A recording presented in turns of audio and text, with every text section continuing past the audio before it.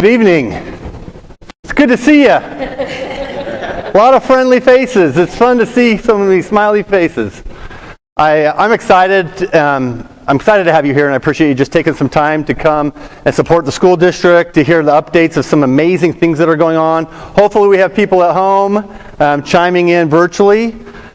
We really, as a staff and as an administrative team, wanted to take an opportunity to have this event to be able to showcase some of the wonderful things that are going on in the district, with obviously tax rate going up. I know that's a big question about from taxpayers on how those dollars are being used. There are so many things to celebrate and so many more things on the horizon that we're really looking forward to accomplishing over the next several years. So this will be pretty informal. I'll allow questions. If you have questions for me, if you have any comments or anything that you would like to have answered, I'll try to answer to the best of my ability, or I'll put one of my teammates on the spot. I told them I wouldn't do that, but it's been really an awesome year. I want to start off as we get into this presentation. Obviously, we're talking about Vision 2025, our strategic planning process. So I want to talk a little bit about what that process has looked like over the last couple years. This is the start of my third year here. A lot has happened in 3 years. Started my third year here, and I know that as I arrived at the district and began having conversations with many of you in the room, many community members, all of our staff sitting down and talking to staff, we began having dialogue, and the Board of Education. And we do have board members in the room. Go ahead and wave your hands if you're in the room. We have 4 of you here. Not a board meeting, but we're glad you're here. Having conversations with our board members, and really understanding kind of where the district was at, and an excitement centered around creating a vision for the district. It was one of the things that I know there was a lot of dialogue about. How can we take 6 different buildings, multiple communities, and develop a plan that can somehow unite us? Now, that's hard to do, and we're not perfect in that, but we're definitely making great progress, and there's a lot to celebrate. So we began having these conversations as a team. How do we form this process? So one of the first things we did is we organized. We felt like it was really critical to have this plan, this vision, be community driven. And so there are a few different layers to ensure that would happen, because one thing that we wanted to ensure is that the plan was not driven by the superintendent or any leader or any person, but that it was independent of the leader. That regardless of who's in my position, somebody's going to come in, and this is how the district operates through strategic planning. So the first phase of that, back in December of 2019, we assembled a group of about 30 community members, a cross-section of our community. We had parents from every level. We had staff members from every level. We had some administrators. We had business leaders. We had a variety of people from different socioeconomic status on that committee. And the group worked together really looking at data. Data is what really drove a lot of the strategies that were designed in the strategic plan. We looked at everything from academic data to student behavior data to what's potential enrollment going to look like down the road. So we used that data in those conversations. So we spent a lot of time working together as we analyzed that and identifying what are our core beliefs, what's our mission, and identifying essentially 7 strategies to lead the district over the next 5 years. And so the next phase of that is the Board of Education have been highly involved in the process. Again, 7 individuals that represent the community. They have voted, they had to approve the initial phase of the strategic plan. So they had to approve our mission, our belief system, our structures, and the 7 strategies.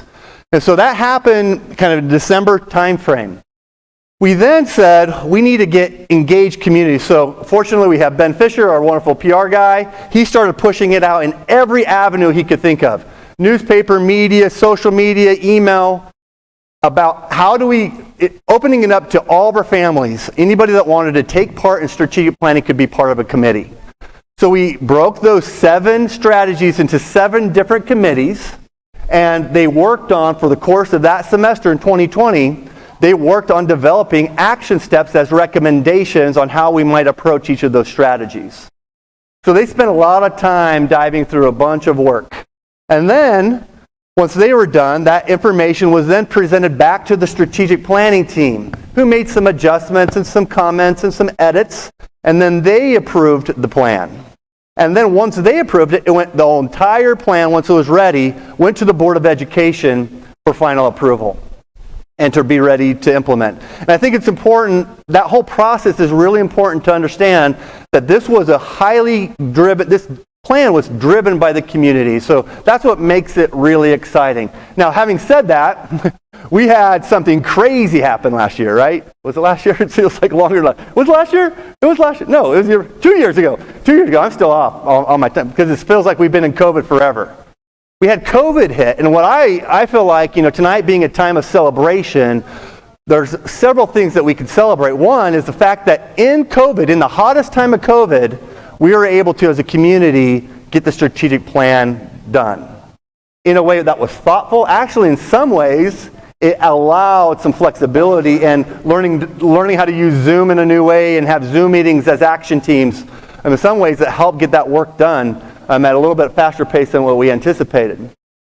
But the other thing I think is really important to celebrate is the work that our employees did last year and are continuing to do with kids. There's no greater influence out of faith and family on a child's life than a school. And so I think that's one of the biggest celebrations, that if you listen to national media, how many school districts across the country were not engaged in school? They're all learning virtual. We had students here on campus since day one. We are feeding kids, making sure they had clothes, and then our awesome educators were teaching kids, and they're still continuing to do that. So that is certainly something to celebrate. Now, I thought it would be important to show you some data related to our experience, just briefly on that. One of the things that I think it's important to recognize is that last year, we had anywhere from 28 to 30% of our student body enrolled, taking classes in some capacity at home, that never touched our campus. 28 to 30%. And we are strong believers, especially after we've gone through COVID, and we began to have conversations as a region about student performance and data, that the best option for students to learn is here at school. Virtual learning is a challenge for so many of our students.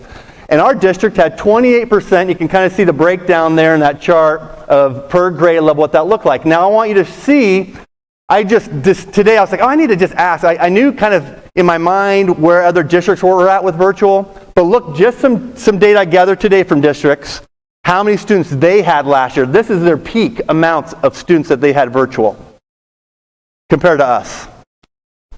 I'm asking myself today all day, I'm like, why is that? Why did we have 30%? And I'm not saying bad or wrong, it's just why. You're like, why is our data so much different? But what we've learned is that during that time, so many of our students were disengaged socially from friends, were closed off from that caring teacher, that caring custodian or bus driver, that we have noticed throughout the region, social and emotional and mental health issues are rising amongst our students. And a lot of that is credited to the impacts of COVID. Another piece of data. This piece of data is the impact that COVID had on our district last year.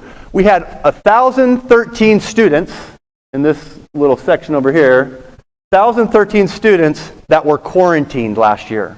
Now, some of those were repeat kids that were quarantined more than once. 1,013 students that missed school anywhere from 10 to 30 days. So you think about the impact on those children academically. We had 154 staff members who were quarantined. You can see the positivity rates of our students and our staff, 63 and 64 for the year. So I say that as a celebration on one side, and also as I guess it is another celebration. I'm really excited about our strategic focus, because our strategic focus, it's almost for me like it's almost designed God-given. Like the strategies that were designed are so perfect for the needs that we're experiencing with our students. So I'm excited to get into those pieces with you. So talk just a little bit more about the process of strategic planning. And if you kind of look at this graph, and typical school districts might just look at operationally, are things are going to change. We're going to look at improvements as we go. but what we're really targeted on is aspiring for something greater.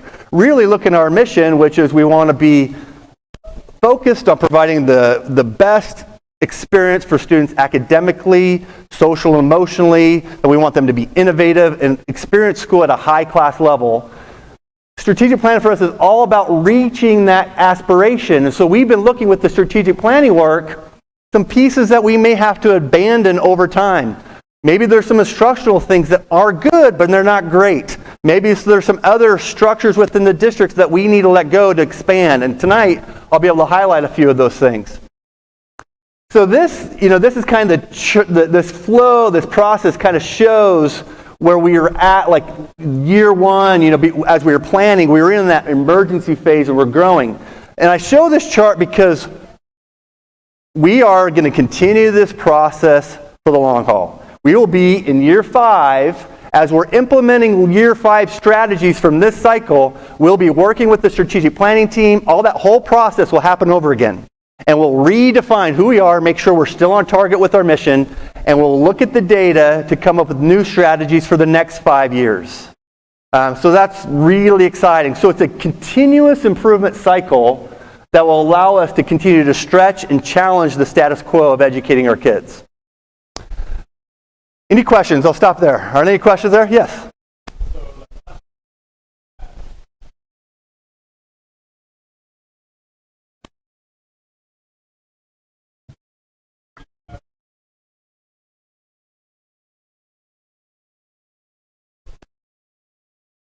So the question was, the chart shows you we have maturing and kind of hitting the same time as status quo. Declining may be when you don't have a strategic focus, when you're not driven as an organization on goals to lead for improvements, then you're getting what you get.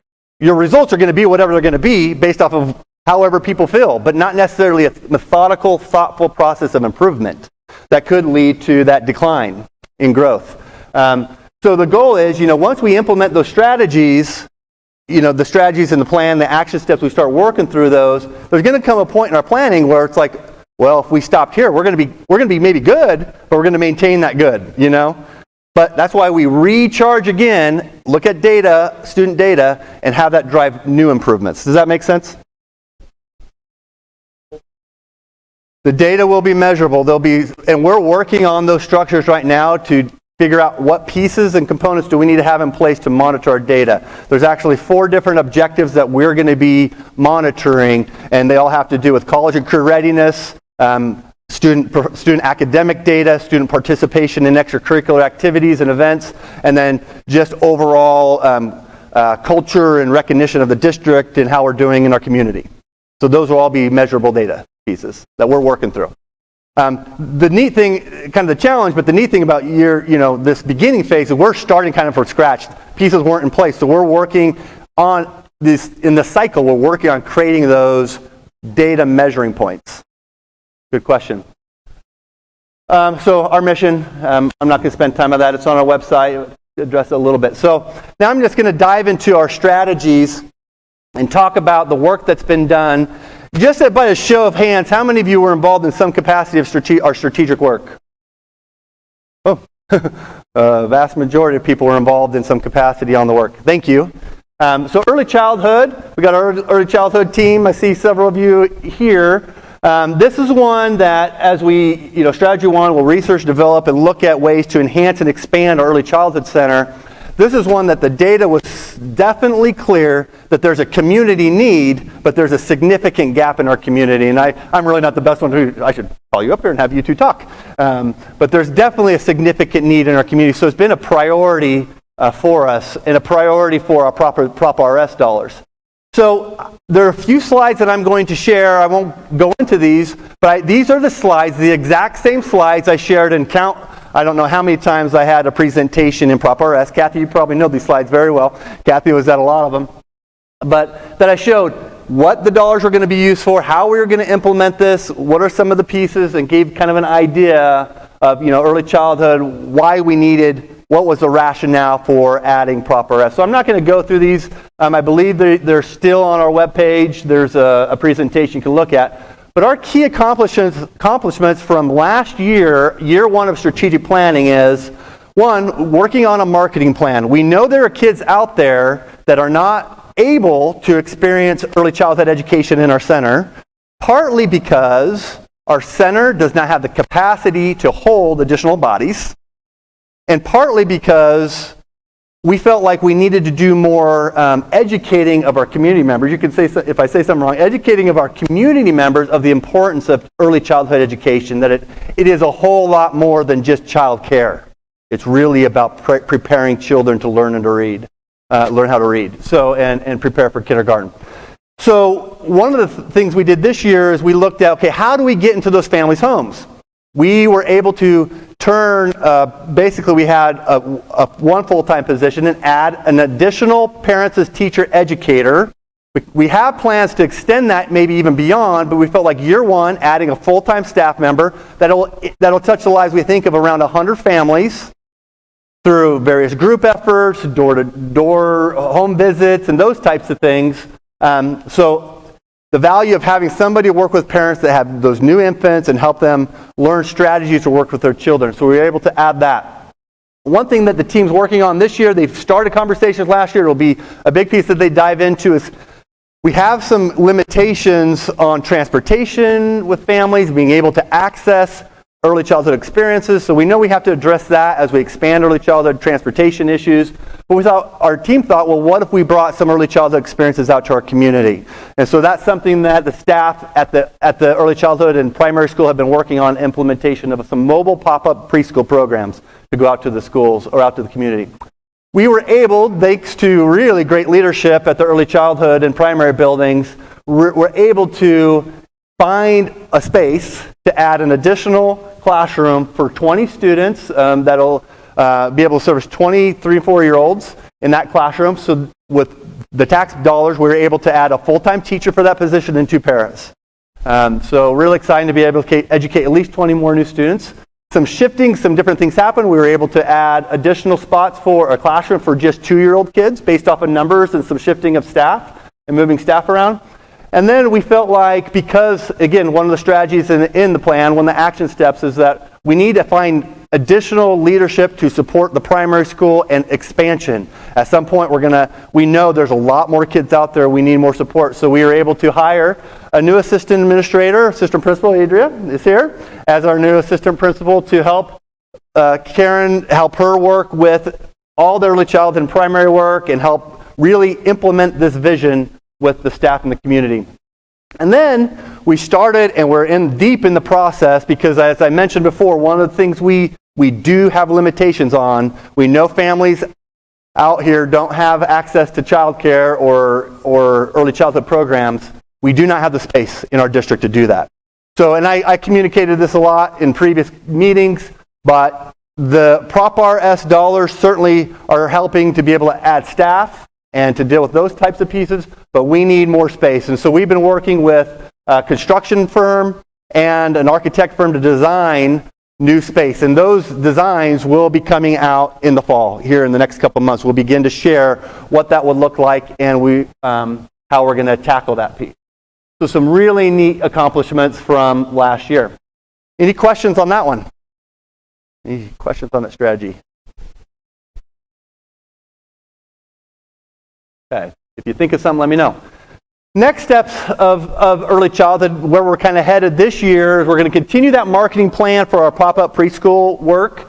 We're going to continue that PAT, implementing that expansion, evaluating the staffing for that program to make sure we're spot on that, enhancing those screenings. Of course, we're implementing those early childhood classrooms that I mentioned. We know that there's funding opportunities to help support some early childhood work. And so I know the primary, along with our grant writer, will begin working on seeing if we can acquire some other funds to help support that expansion. We'll evaluate infant toddler programming. What supports can we provide for our community? We've talked to a lot of business community members and really just a lot of families in general, that one of the limitations of coming to our area is that we have no infant or child toddler care for kids. Because currently our program, we house we care for only our employee kids.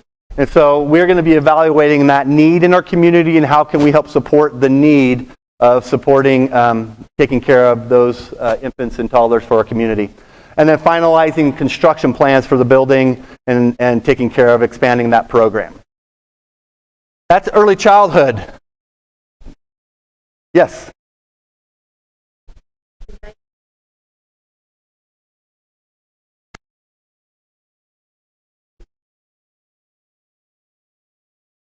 So we've talked about, so the question was, are we working closely with the daycares in our area in terms of valuing infant and toddler? We know there have been some new ones that have started this year. And so we've talked about including them in some conversations.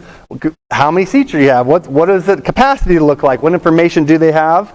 We've also talked about how can we as a school district, from a broader perspective, support those centers with professional development and those types of things. So we have had those discussions.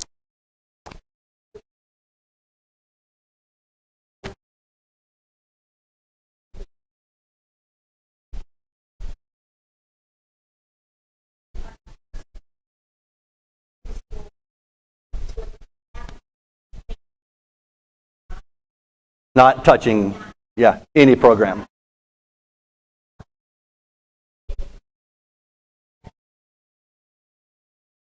So the question really, to sum that up, our pop-up preschool program is really about touching families that do not have any access to any kind of services, early childhood services. Any other questions on that? All right, strategy 2. Academic excellence. This is one near and dear to our hearts. This is arguably the most challenging strategy. We talked about this tonight with some of our teachers. It's really exciting to see the direction we're headed in this strategy. This is the one that has the most impact on student learning, one of the most impact. So we'll research, implement, and develop plans to maximize academic excellence. So this is a strategy, or the chart that showed on there, kind of the dollars and amounts that we kind of anticipated without knowing exactly where every strategy would go, that we would anticipate and that we anticipated that we would need. So this year, this last year, because of COVID, one of the strategies we took as a central office leadership team is, and building leadership team, is we wanted to, our teachers had to focus on they had to figure out how to educate kids in a COVID world. And so we intentionally try to keep our teachers focused on that and the things that they were doing and protecting from that. And we spent the most of our time focused on building leadership capacity on how do we as leaders support quality learning in the buildings. And we're still doing that. It's like at every meeting we're talking about that in some capacity. And so there was a lot of leadership development focus for last year. We spent some time with our instructional coaches and our administrators looking at various models of what is the best research. I mean, there's so much research out there. We know that there's been studies that have been done on how to impact kids at the highest levels. And so we started meeting with different people, looking at different programs, meeting with different districts. And finally, we landed on John Hattie's work. John Hattie is arguably the most respected and known educational researcher in the world. We landed on visible learning work. And this work is a professional development model that will help us systematically design learning experiences and collaboration structures to support students at a higher level. And so, actually, we're starting this coming, is it next week? Next week, we have a team from Visible Learning coming into the district to evaluate and look at some of our, what does it look like in terms of analyzing data? How do we know we're really impacting kids? What measures are we using? What are those gaps? And really talking with our teachers, talking with our instructional coaches, and having real good dialogue about teaching and learning. We feel like one of the things in our strategies that we felt passionate about, our community felt passionate about, was instructional coaches in our buildings have significant impact in working side by side with our teachers in helping them look at student data, talk about instructional strategies. And so a goal in the plan was to have an instructional coach at every building. And so we used some of the tax-based dollars to support adding two additional positions. We have an instructional coach in every building. servicing every single building. So an instructional coach literally works like a coach side by side with our teachers, helping them improve their craft. So we are excited about that.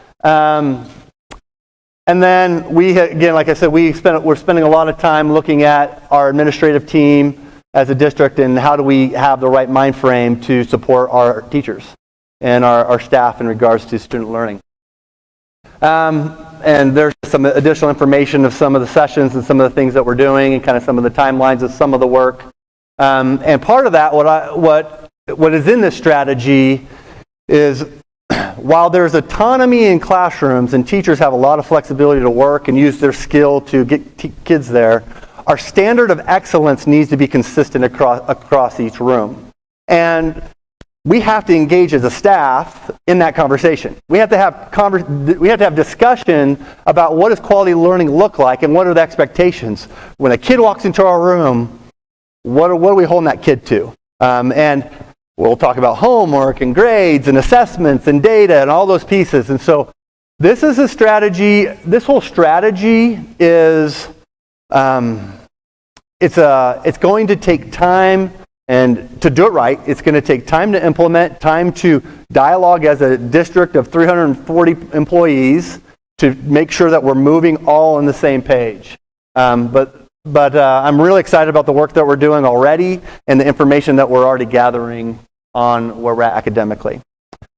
Any questions about that strategy? I think that's all that one. Okay. Add another slide. Another slide. This slide just, again, kind of expands on the leadership development.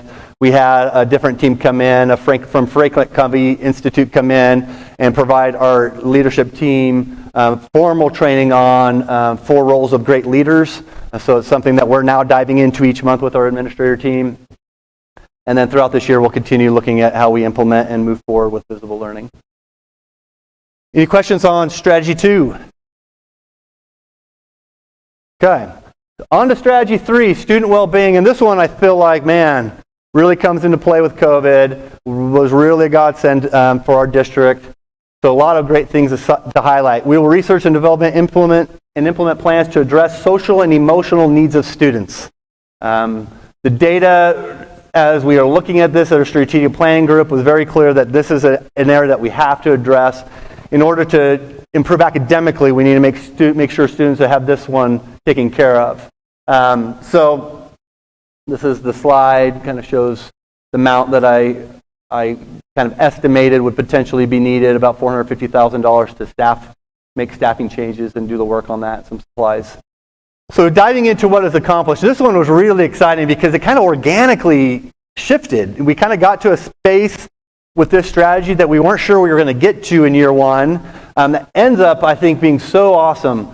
So those of you that have been in our district for a while, have experienced kids in our district like I do, in the past we've had focus rooms, a place where students can go. Sometimes they're staffed with just a para. Sometimes, some buildings they had a teacher. Well, we decided to kind of flip that whole model and really focused on bringing in a certified teacher in every K-6 in all the K-6 buildings, that a certified teacher would be in each of those rooms, and each of those rooms would have a paraprofessional. And that certified teacher would not only be a support in that classroom when kids are going down there for timeout breaks, for social emotional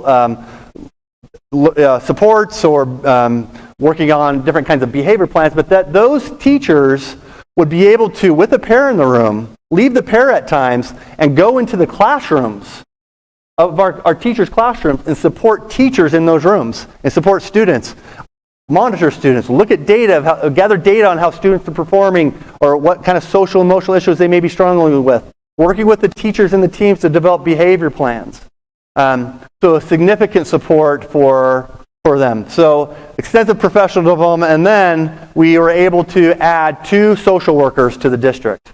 And good thing we got them hired because other districts are still trying to fill those positions. And so we've been able to hire 1 or 2 of them that will service. One will be more elementary, pre-K-6, and then the other will be our secondary. They've already started, working with Ms.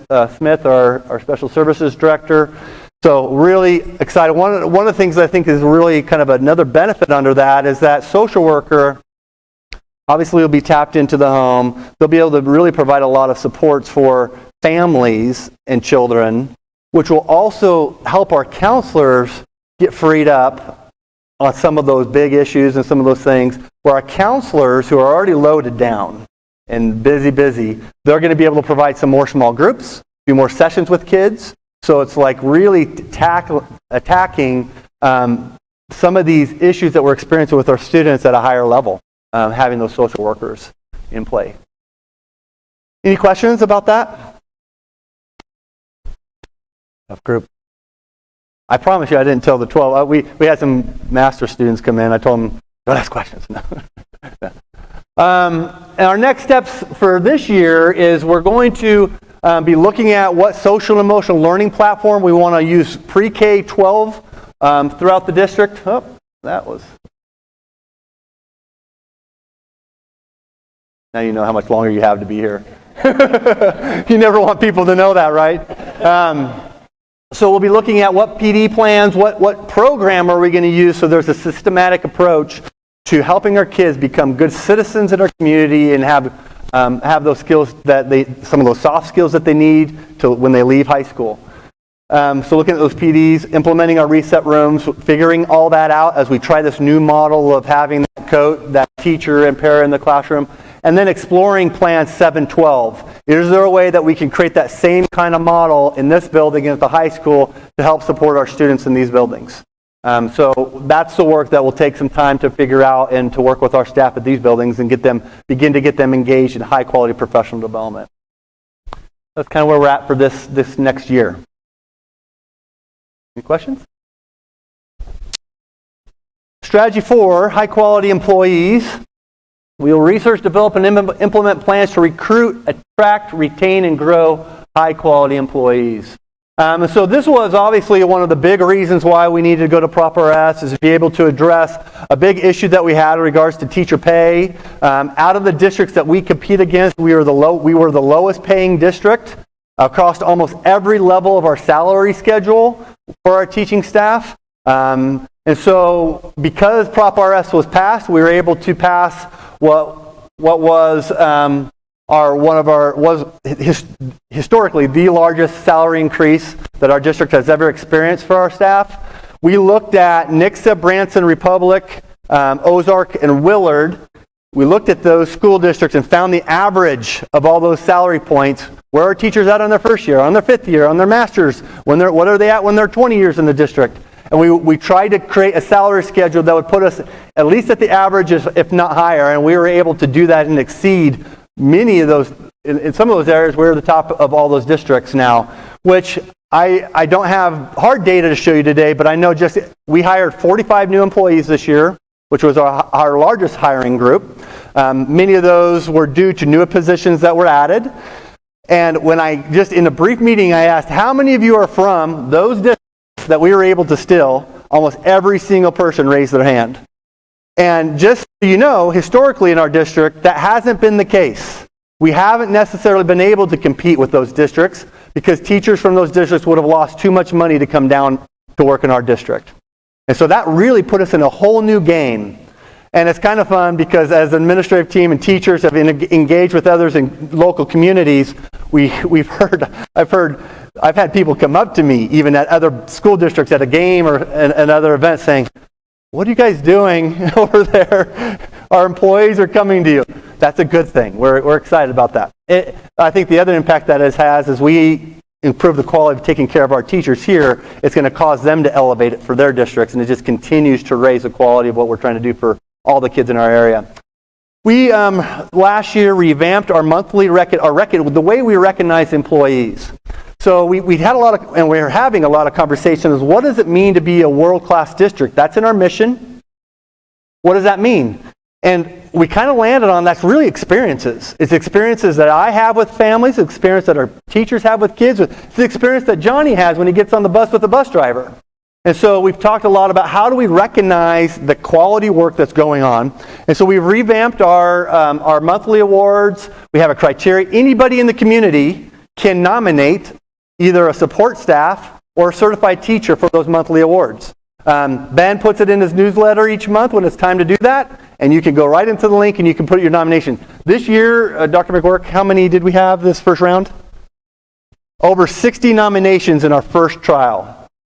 60. And stories that we were just like almost emotional in our office, just reading through all the stories of how our staff are impacting kids on a daily basis. Very, very awesome. We also developed a 100% fully free, fully paid master's program. They're all here. Our master's teachers are here today because this is our typical class time. But they're going through a master's program here in the district that's 100% paid for by the district. And the beauty of partnering with Evangel is that we get to craft that whole program to district strategies, to district things that we're working on, and making it more about what they're, like our dialogue in our classes are really about what are they doing and what are they experiencing in their own classrooms. And so we really can making it hopefully somewhat meaningful. We restructured sick and personal days to paid time off. That was kind of a easy minor change. I talked about the salary increases. We looked at, and really this is kind of a process, and it really is over the last couple of years we've been working on this, but if we're going to be great, we got to hire great. So now we require anybody that's certified, that's applying for a position in the district, they have to go through several layers of an interview. And one of those pieces is they have a performance event. So if you're going to teach in our district, you're going to teach in front of kids, and we want to see how that plays out. If you're going to be an administrator in our district, you're going to have to lead a professional development session as part of your interview process. And so we have really been trying to streamline that to make sure that we have the best people in our district. Because we know there's nothing more impactful in that classroom than that individual working with our kid. And then worked on recruitment and marketing materials. I'll get into those just a little bit more here in a second. I'll pause there. Any questions on this strategy? Yes? Why do teachers have to pay for lunches? That is a great question. You need to pose that. Do you know a board member you could talk to that? That's a good question. We'll put that on our things to consider list. How about that? We'll put that on our agenda. Why do teachers need to? Anyway. Thank you. Any other questions? I don't have an answer to that one. And I'm getting some people, I see some heads like, why? Why are we? Yeah. He might have to run for superintendent. Any other questions? Okay. So this year, our next steps is we're going to obviously implement that recognition plan. We're really excited. One of the things we haven't done, we are going to have a major event in April. It's going to be held at the Chateau, and it's going to be to recognize our distinguished educator or distinguished classified staff. It's going to be recognizing community members that have had impact. We're still kind of working on the agenda, but it's going to be a way to honor our retirees who are leaving the district and honor years of service. We're real excited about that. We're, of course, implementing our master's program, which I didn't say that's a 2-year program, and then the new cohort will begin after 2 years. We'll continue to evaluate our compensation plans, because I know just talking to other superintendents that have seen our salary schedules are like, okay, we got to start going. So we'll continue to evaluate that, work on our marketing plan. We have an HR committee that helps make the budgeting, the financial decisions regards to salaries. So we want to streamline that, have a stronger protocol so everybody in the district really is tapped into the work that we're doing. And then continue to look for other opportunities for tuition reimbursement for staff that are enhancing or expanding their skill or their craft in whatever area they're studying. So we'll continue to look at some options there. All right, that's strategy 4. All good? Exciting. All right, community awareness and engagement. We'll research, develop, and implement plans to increase community awareness and engagement.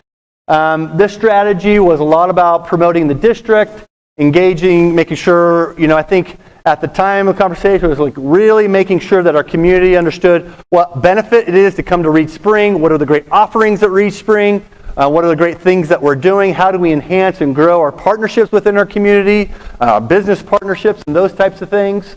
So this last year we did essentially focus, and Ben Fisher was awesome in helping support this and our team, but we hired some branding groups to help, and I'll show you a couple of the pieces, to help establish branding guidelines. One of the things we even talked about at board level is we had multiple Wolf logos floating around. What's the right logo? What are the colors? looking at our font usage, what does our letterhead look like, all those different types of things, just to make sure that we are being professional and we're really portraying the image that we think our district needs to be portrayed. And then working on recruitment flyers for prospective families. And again, we also created those flyers for our potential employees.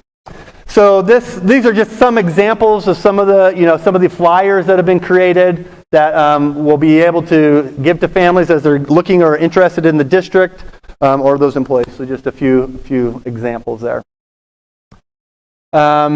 Here's a couple more. We will begin. Last year we started last spring a newsletter that went out to our community. We'll do that twice a year. We should have one coming up October, November, and then we'll do another one in March. They'll have a several page spread that will give you updates, our patrons updates on what's going on in the district. So any questions about, there's some, you may have seen our new sign, our RS logo. That is kind of our academic. We're considering that like our academic business logo. You'll see it on all of our letterhead and some other things. And then the wolf actually did get adjusted, just adjust a little bit to ensure that it's actually ours, and we can use that on all types of logo, and it actually meets the standards. So that because there are some different wolves that are floating around there. So there's just a little tweak you may or may not notice. Any questions about what we've accomplished? I think that's it. Yeah, what we accomplished in Strategy 5. Easy group. I told my mom's right here. I said, you just got to sit there. You can't. You're not allowed to ask questions. So our next step is just fine-tuning those materials, making sure that we have them for different buildings, for different work that we're doing, exploring opportunities for signage. That was some of the recommendations in that strategy from our community. What other signage can we do throughout the community? Look at our flow chart and our communication goals to make sure that when parents have concerns and issues, they knew who to contact, who to discuss those issues with. So when we say we're going to follow the chain of command, we know who that chain is and what it looks like. So we'll be working on that. We thought we would have an app rolled out for this year, but we had a little bit of issues with the app company that we were going to go with. So we're looking at creating an app that can be on your phone where it's just one place for families to go to. Sometimes our mobile device, I know with mine, it's hard to navigate the district webpage on there. So we'll be looking through that. And then exploring business partnership opportunities, expanding some of those partnerships with sponsorships and different things throughout the year. Questions on Strategy 5? Okay. All right, on to college and career readiness. You can see the strategy there. We'll research, develop, and implement plans to increase engagement in college and career readiness opportunities. It's interesting if you kind of see how the pendulum has shifted. There was a time when no matter what, everybody's got to go to college. You got to go to college or you're not going to be successful. That's the plan. Well, we especially know because we have a phenomenal center. It's our career center. Gibson Tech is one of the only centers. Our center services 7 districts, like 7 or so districts. 10. Thank you. 10 districts in our community, Branson, Forsyth, Hollister. These districts send their kids to our career center, and they learn when they're at that center that you can leave that center and enter a trade and make more money than many people are making when they leave college without student loan debt. And so very high on our top of our list. So we know that there's some programs that need to be expanded, some partnerships within our business community. We have a lot of discussions about, we know we have a great business community. Why can't we provide more internship and apprenticeship experiences here locally where our kids can work in some places and get some hands-on experience? So we'll need somebody to help facilitate that and some supplies for that. So this last year was really kind of beginning to develop a plan on how can we better market this. There had been, like historically with a career center specifically, this idea of a vocational center, that it wasn't really meant for all kids. There's only certain type of demographics of kids that should go there. It's not really meant for every kid. And our philosophy is completely 100% the opposite. You go to that center and you see high level thinking, high level of engagement. And so we want to shift that in the minds of our students that that Career Center may very well be the best option for you. And you may have a 4.0. You may have a high ACT score. But that Career Center may be the right pathway. So the more I've learned about that, the more I've thought, man, my kids need to go there. We're actually kind of pushing one of ours to go there next year. So we will work on that plan of marketing, developing some college and career ready days across the district, just getting kids to start exploring the world of jobs and what that might look like. Of course, age appropriate. I think there's certainly a place for kids to just be fun, have fun, and learn to read. But begin to think about what could be out there for me. One of the things, this strategy we call the Paige Cyrus strategy. Paige is our college advisor that we have working at the high school who will meet, actually, I saw her in the hallway today. She was in front of a student sitting in a chair. How much money do you have saved up for school? Well, what if you only saved $100 a month and you started saving now? Well, how much do you think it's going to cost you for school? Just asking kids about what options might they have if they're going to go to school. I know she'll have every senior will have their FAFSA done probably within 2 days of the opening. She's already kind of on that. So she works, and along with our counselors and other staff, will look at how do we engage the overall community and our student body in really understanding what options are best for you. You want to go in the military? Let's talk about that. You want to be a welder? Let's talk about that. Let's have a plan in place to help move that forward. And then we have a scholarship class that's being offered. It is one of the accomplishments or things that we'll continue to do is evaluate the effectiveness of that class. If you attended our graduation last year, you'll see and hear of how many scholarships our kids do grab a hold of, because we are producing kids that are going on to do great things both in college, military, or other areas. So our product, our students are doing really great. So, all right, key accomplishments there. The other one I failed to put back on there because it's on the next one, is we are designing a new career center.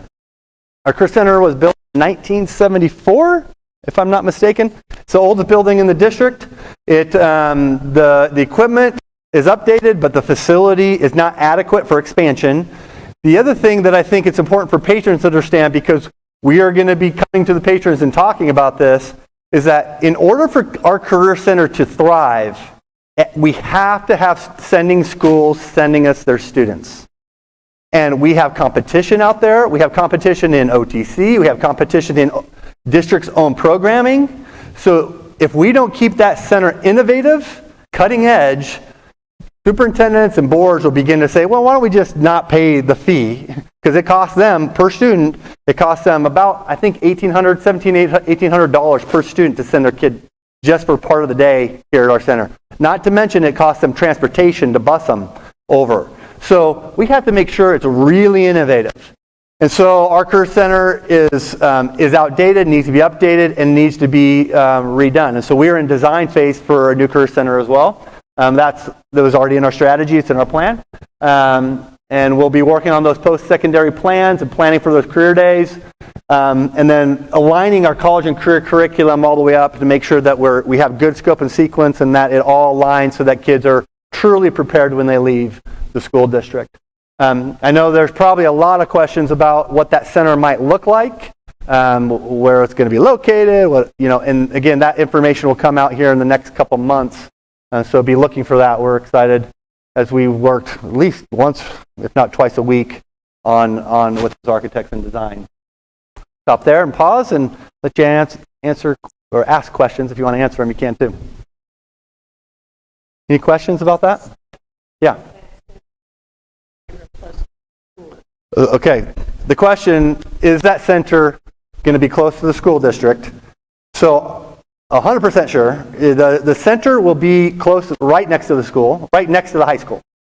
Really super critical for us to be able to create an innovative campus that our kids at the high school can access, even maybe for a period. Maybe they go over there and take a class for an hour, and so it'll be right north of our campus. Yep, it'll be walking distance. So we're really excited about that. Taking it from over there over here, and I know talking to Dr. Suter and his team and Mr. Tiemann and their team, they are excited about what that will bring. And I think that's going to help break down some barriers. Like they're going to say, oh, it's just part of our campus. We're not going way over there. I mean, not as far, but it's just kind of a mental barrier. I think that'll help in that whole movement. So, other questions?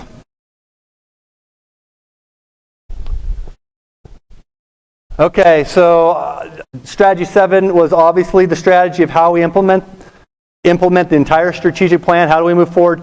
Not only implement the plan, but how do we also address that? I mean, last year I shared several presentations, so I won't go into them, about how our financial situation, where we've had to take out some loans and cover payroll and different kinds of things. So obviously, the big thing that was accomplished last year, which was huge, was our 55-cent increase to our operating levy, which allows us to go forward and move with the things that I've already mentioned tonight and continue to move with things that are not here that we're still going to be planning for in the future. So I appreciate everyone that supported that and all the work that was done, both within our staff and our community, because it was really a community-driven work. And then we transitioned one of our positions that was part-time, we transitioned it completely to start working on grants. And we have acquired several teacher grants because of that work. And we see that position just continue to expand and move forward as we continue to look for more funding avenues for different programs. So those are 2 big things that we accomplished last year. And then this year, we will be proposing a no tax increase bond issue. Okay? So, and as we said, and it's in our strategic plan, there are 2 strategies in strategy 7. One was to address, or 2 action items in strategy 7. One was to address salaries. One was to address not having the positions or expanding programs. And you do that with ongoing money. You do that by raising the taxes that we approved in April. In order to build a building that costs several millions of dollars, that cannot come from operating our operations. So we will be proposing in April a no tax increase bond issue to cover the expansion of early childhood and our career center. And we might have a couple other neat things to show you in a couple months. We'll leave that as a surprise. So, we'll be working with our staff and our patron group. We have a group that did a lot of work last year that will continue helping this. So if you're interested in being engaged in helping us get that passed, we're going to look at creating a point of contact, a person, and it may be a position to oversee our community partnerships, our internship program, and those things that we're doing to expand our business relations and getting kids into those businesses. Creating some donation procedures. We've heard a lot from patrons, like I have multiple people asking me for things. Can we streamline that? Yes, we can. We just need to figure that out. And that goes along with our sponsorship program, and then looking at expanding our grants. So that's strategy 7. Questions on that? I think that's really the update at this point of what we've been doing, the accomplishments that have been made in year 1 of strategic plan implementation, how dollars have been used at this point in time. We're excited. We're really excited. We're excited to have kids at school. We have 98% or so of our kids who are here on campus. We love our kids that are at home. It's just good to have kids back and to get working and rolling with them. We're looking forward to implementing this year's strategies and updating you on that. Things will tweak and adjust as we go, but hopefully we can continue to move together as a community. What questions are you kind of lingering with, or comments that you might have as you sit here? No tomatoes. Okay. I'll be around. My email, if you have questions afterwards, you can find my email and contact information on the website. It's there. Feel free to shoot me an email or come in and visit. I think the best thing to do is, if you have a question, is don't rely upon some external source. Come straight to the source. I think that's one of the challenges of being in education, being a teacher, administrator, coach, whatever it is that we want to be able to dialogue with people, but oftentimes people jump to conclusions without coming in and having conversation. And so, open door. If you have questions or anything, please we do not hesitate for you to come in and have conversations with us. We're not perfect in what we do, but we're centered on kids. And, that's what I feel like so passionate. I've been in several districts. This is a place where we want to be to retirement, partly because we see the impact that this school district has on our we had one kid kind of graduate from here. He didn't really attend, but Our 5 kids that attend, we see the impact that our teachers, our staff members are having on our kids. So we absolutely love it here, and hopefully you do too. Again, appreciate you coming. I'll hang around if any of you that are here have questions. If anybody at home has questions, you know where to contact me. Thank you.